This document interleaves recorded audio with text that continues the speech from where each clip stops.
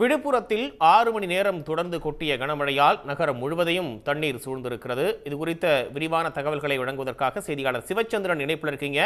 தற்போதைய கலச்சூழல் என்ன சிவச்சந்திரன்? விழுப்புரத்தில் 6 மணி நேரத்திற்கு மாறாக இந்த கனமழையானது, அதாவது மிக கனமழையானது கொட்டி வருகின்றது. இந்த மழை காரணமாக பார்த்தீங்கன்னா விழுப்புரம் நகரமே வெள்ளக்காடாக மாறியுள்ளன. நாம் இருக்கக்கூடிய பகுதி விழுப்புரம் மாவட்ட பெருந்திட்ட வளாகம்.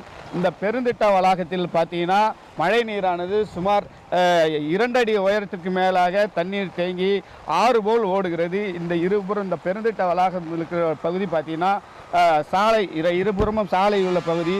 சாலையே தெரியாதவாறு வெறும் மரம் மட்டுமே தெரிகிறது. இதில் சில வாகனங்களும் அங்கே கீழே சாய்ந்து மழையில் நனைந்து நம்மால் பார்க்க முடிகிறது.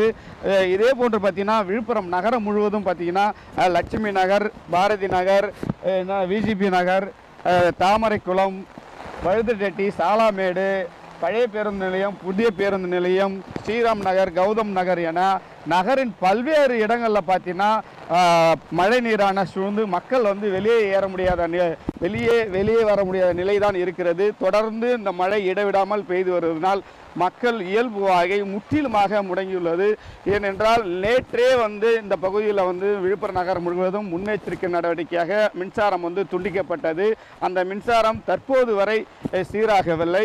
ஒரு பக்கம் மின்சார தடை இருந்தும் மற்றொரு பக்கம் மழையும் இடைவிடாமல் பெய்து கொண்டிருப்பதனால் மக்கள் முற்றிலுமாக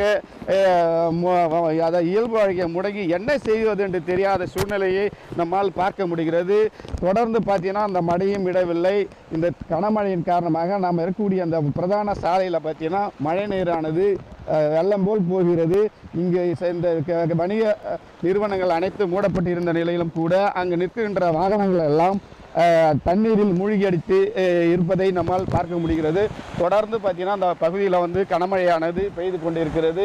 அதே போல் பார்த்தீங்கன்னா தொடர்ந்து இந்த மழை காரணமாக விழுப்புரம் நகரத்தில் முழுவதுமான பெரும்பாலான பகுதி மக்கள் இந்த வெள்ளத்தில் சிக்கி உள்ளனர். அவர்கள் வெளியே வர முடியாத சூழ்நிலையினால் என்ன செய்வது என்று புரியாத ஒரு நிலை அவர்களிடம் இருக்கிறது. இதுவரை வரலாற்றில் இது போன்ற மழை விழுப்புரம் சந்தித்திருக்காத அளவிற்கு இந்த கனமழையானது பெய்து கொண்டிருப்பதனால் முற்றிலுமாக இயல்பு வாழ்க்கை முடங்கிதான் இருக்கிறது. நம்மால் நேரடியாக பார்க்க முடிகிறது. தொடர்ந்து இந்த மழையானது பெய்து கொண்டே இருக்கிறது. மேலும் விழுப்புரம் மாவட்டத்திற்கு கனமழை பெய்யக்கூடும் என்ற வானிலை ஆய்வு மையம் அறிவுறுத்த நிலையில் மக்கள் பெரும் அச்சத்தில் உள்ளதை நம்மால் பார்க்க முடிகிறது. கள தகவல்களுக்கு நன்றி சிவச்சந்திரன்.